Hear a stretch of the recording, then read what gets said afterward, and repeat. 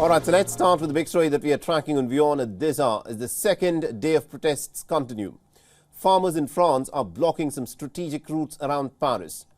They are determined to showcase their resilience if the new measures that are going to be unveiled by the government disappoint them.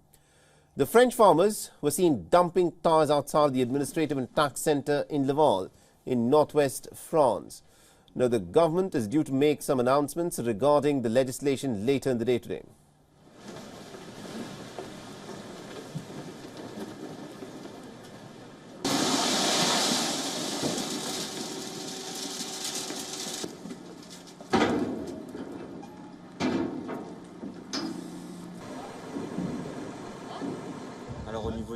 On the European level, we expect announcements especially concerning free trade agreements, which for us are a real cancer. I'm not scared of using that word. Today, that's what is causing a big part of our hardships with our future.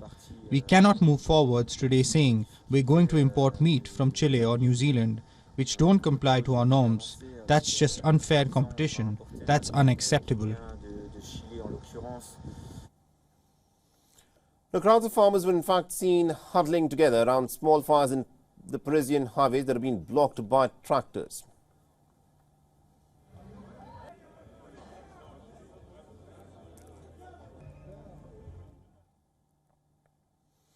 The long lines of tractors were seen blocking highways near the capital and also around the country since Monday. This as furious farmers attempted to exert additional pressure on the French government to assist them in dealing with inflation, competing with low-cost imports, and also basically to make a livelihood.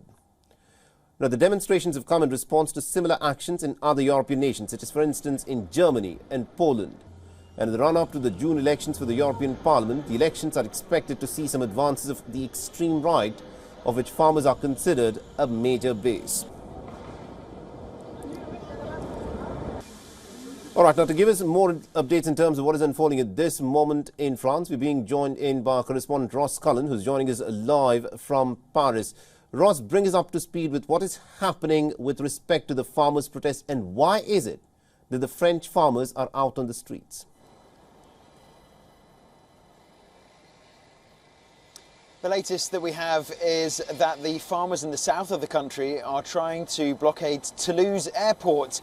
Now, that's one of the so-called red lines for the government. The government has said that blocking airports would not be allowed. The law enforcement will be there to try to stop that protest. You have to allow airports to operate normally. They have also said, the government, that it will be a red line to try to blockade Rungis market. Now, this is the world's largest wholesale food markets. It is in the southeastern Paris suburbs, and this morning one of the main farmers' unions, Rural Coordination, have said that they are going to try to get as close as possible to Paris. They are en route to Rungis market. However, they have said if the government provides direct and rapid responses, then we are ready to turn around and go back home. The pressure then very much on the government, and we are expecting a scheduled speech from the Prime Minister Gabriel Attal this afternoon local time.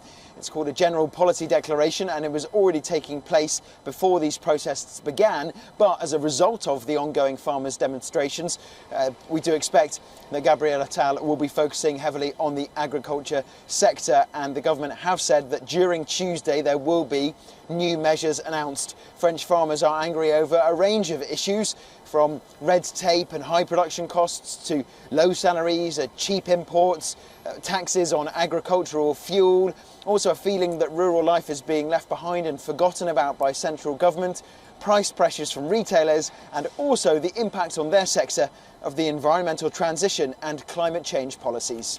Right, interesting. Now, Ross, the fact is it's not just in France, but also in other European nations that we've witnessed the farmers take to the streets in protests such as this. For instance, in neighbouring Germany and also in Poland.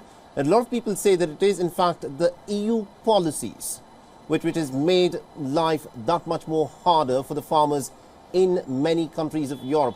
What's actually happening with respect to these EU policies, and why is it that the farmers are so angry with some of these policies? Well, the EU is holding its latest council meeting on Thursday when prime ministers, presidents and chancellors from across the 27-nation bloc will get together. And we do know already that Emmanuel Macron has said he will be scheduling time with Ursula von der Leyen, the president of the European Commission, to speak specifically about French and more broadly European Union agricultural policies, to try to understand some of those issues. We have seen demonstrations in Belgium, Germany, Poland as well. Farmers along the same lines of the anger that is being shown in France in terms of the issues that they are angry about, and if there can be real measures coming into force at the European Union level to try to support those farmers going through. We already know that the French government has brought in measures last Friday to try to accept some of the demands from farmers, but they say that that doesn't go far enough. They need more assurances, more measures put in place by the French government, and they will say they will be continuing their protests until all of their demands are met. All right, we'll have to leave it there. Thank you very much indeed, Ross Cullen, for joining us and getting us those details there. WION is now available in your country. Download the app now and get all the news on the move.